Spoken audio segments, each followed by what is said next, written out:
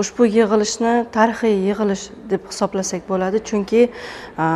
hali tarixda bunday yig'ilish bo'lmaganligini guvohi bo'ldik. Ya'ni prezidentimiz har bitta soha vakillarini tanqidiy ruhda tahlil qilib berdilar. Har bitta soha vakillarini korrupsiyaga qarshi kurash sohasida yo'l qo'ygan kamchiliklari to'g'risida alohida to'xtalib o'tdilar. Shu bilan bir qatorda nodavlat notijorat tashkilotlariga alohida urg'u berib o'tdilar. Ya'ni jamoatchilik kengashi alohida urg'u berib o'tdilarki, ularni bu sohani bartaraf qilishda, bu sohani oldini olishda ushbu kengashda ushbu nodavlat notijorat tashkilotlar roli kattaligi, ya'ni ularni faolligini yanada oshirish, bu faolligini oshirishda qanday ishlarni amalga oshirish kerakligi to'g'risida alohida to'xtalib o'tdilar. Ya'ni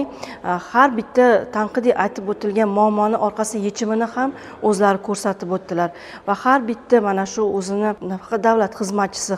shu yurtning farzandiman degan har bitta fuqaro o'ziga xulosa chiqardi deb o'ylayman. Chunki illatni yo'q qilishdan nafaqat bu huquq targ'ibot organlarining, bu har bittamizning vazifamiz sifatida belgilab o'tildi va kelgusida barcha soha vakillari o'zlariga xulosa chiqarib, o'zlarining chora-tadbirlarini belgilab olishda va har bitta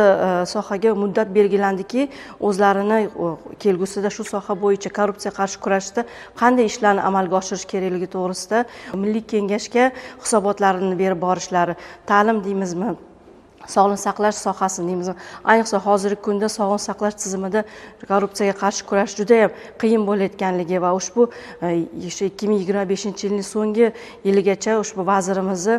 o'zlarini hisobotlarini Milliy kengashga hisobotlari berish vazifasi yuklatildi va har bitta mana shu ta'lim vaziriga, barcha vazirlariga o'zlarini ustidan xulosa qilib hisobotlarni berib borishlari va mana shu yil so'ngida qaysi bir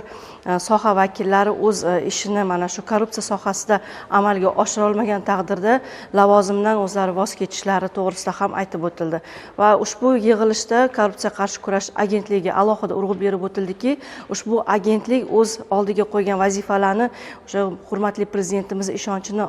oqlolmaganligi va o'zlari mana shu agentlik tomonidan shu o'zlariga qo'yilgan vazifani boshqatdan o'rganib chiqib, quyi tizimdan, ya'ni mahalla yettiligi, o'sha mahalla tizimida ushbu korrupsiyaga qarshi kurashishni birgalikda amalga oshirish kerakligi to'g'risida vazifa belgilab o'tildi.